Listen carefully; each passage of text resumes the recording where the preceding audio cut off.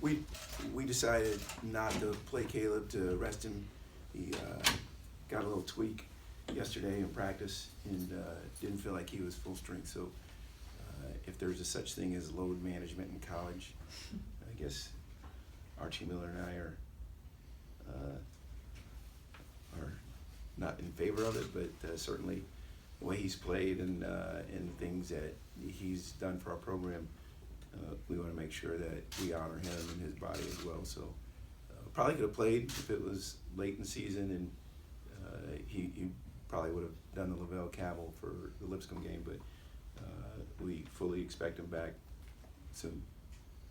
Some of that had to do with 3 games in 3 days coming up too. A little bit, yeah, but I didn't take Navy for granted. Like I didn't think that, hey, if we rest Caleb, we got an easy one tonight. I knew how good they were going to be, and we were tremendous defensively. That's how we ended up earning the victory tonight. Darius offensively had his points, but defensively, swiping after loose balls, forcing offensive players into guys like Shiloh for a block late in the first half. It seems like his defense has made the biggest jump in his sophomore year. Yeah, no doubt. He's really improved on the defensive end.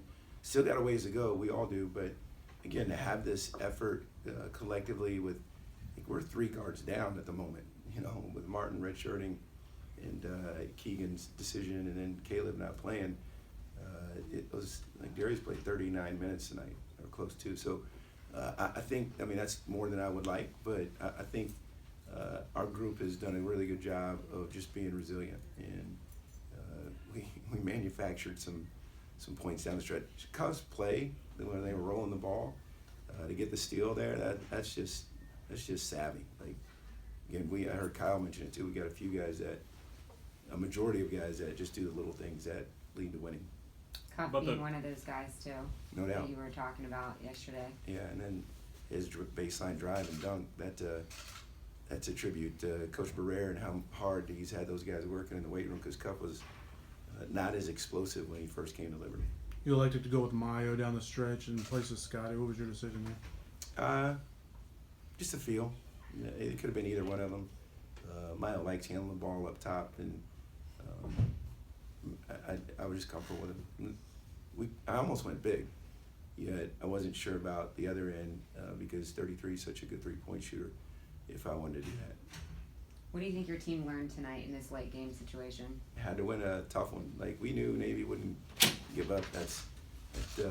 We were fully anticipating with or without Caleb. And we didn't know about Caleb until like 15, 20 minutes before the game. So we were fully anticipating a hard-fought battle, because on tape, if you watch them against George Mason or East Carolina, they're a good team, really disciplined and have good guard play, a good inside-out balance. So I think it's good for us to be in close games and have to be able to win down the stretch. 3 by Georgie with about 8 minutes to go. How big of a play was that? Just the feel of the way that the game was starting to turn a little bit there. Well, considering what were we in the second half, 2 for 12, so that was really big. But we try and measure our possessions on the quality of our shot, and we got some good looks in the second half. We just didn't make them. Like Kyle Rowe will make those down the road. He'll make them. Do you feel like you were getting good looks most of the night? Especially during that first half, you guys were pretty close to the basket on some of those. Yeah, our posts aren't going to go 2 for 14 on most of the nights. But again, you got to be able to endure that if you're going to be a program that continues to advance and to be a competitor in the league and postseason. You got to be able to endure off nights offensively. If I learned anything from my time with Tony or from Coach Bennett Senior's wisdom, it was that. Brian, no questions? Not yet. Dang.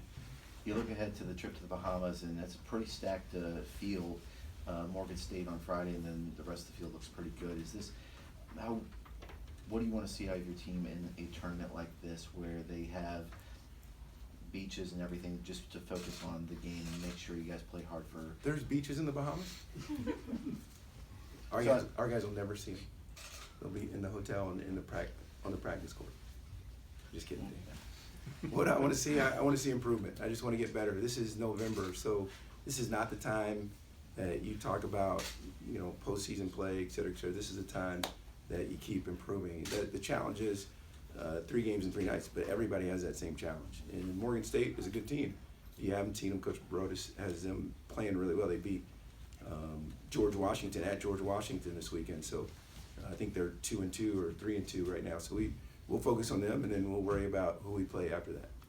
3 games in 5 days to open the season. How much does that help to prepare your bunch for a 3-game stretch in 3 days, so that the way they know how to manage themselves, when to get treatment, and make sure they're in the best possible shape to go each day? Yeah, we got a pretty experienced group. It wasn't intentional, 3 games in 5 days or however many it was. It was just what we could get. Like, it was really difficult to schedule, and it ended up falling that way. But again, our guys they'll respond. Again, we have a mature group, and I think they'll be ready on Friday morning. Thank you, guys.